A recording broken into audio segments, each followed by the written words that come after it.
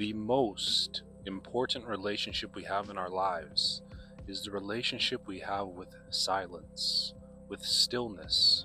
Because when you really think about it, everything that we know about ourselves, every idea that we have, this physical body itself, our friends, our family, our own name, the words I'm using to convey this message, all of this is movement. All of this is reverberation, or all of this is sound. I'm pretty sure the Christians say it started with a word. I'm pretty sure that's what they say. And I'm sure many other religions can back this up, and many other spiritual beliefs and ideas can back this up, that everything starts from stillness and moves out into reverberation. So the whole process of being a human being is learning to become still again. Because when we leave this body, in many ways we're leaving back into stillness.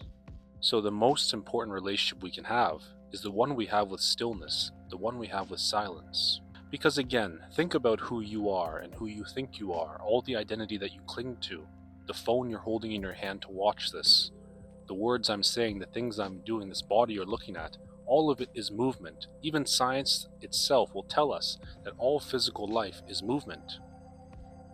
And so what's underlying that movement is stillness. And the more connected you are to that stillness, the more you fall into that stillness, the more skillful you are about your life. Think about everyone who's good at doing something. Think of all the professional athletes, all the artists, all the whoever you know who's very good at something, all the loving mothers. Those who are good at something are good because they're able to do it from a place of presence.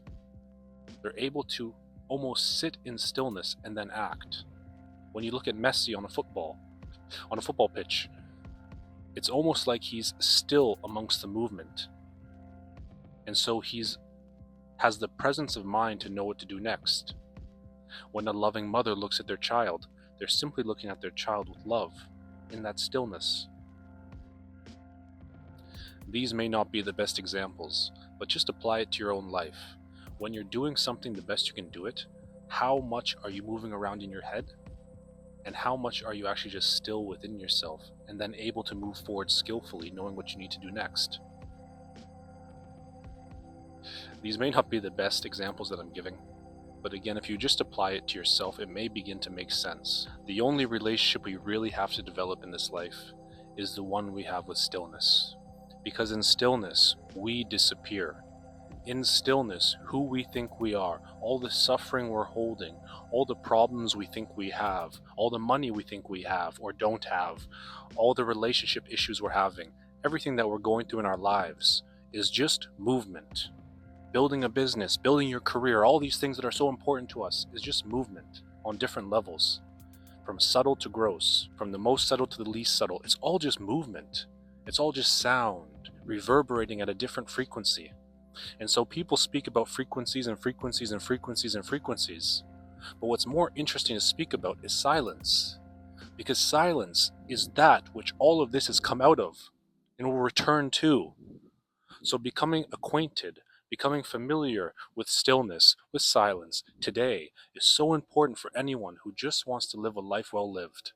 Because even if you have to go to a job you don't like, even if you're in certain circumstances that you don't prefer, the more you can settle into stillness, the more your own life you will have control over. The more calm, the more loving, the more peaceful you'll just naturally be. Because in that stillness, I can't explain it through science. I can't explain it through this study and that study. I can only explain it from my own self sitting here talking to you right now. For those who know me personally know how much I've transformed over the past few years, and it's because of stillness.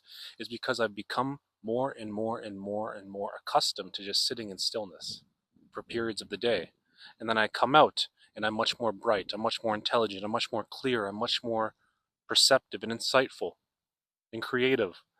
And I'm just much more myself because I'm retracting from all that I've picked up in the form of movement, and I've come back out of that stillness with clarity and joy.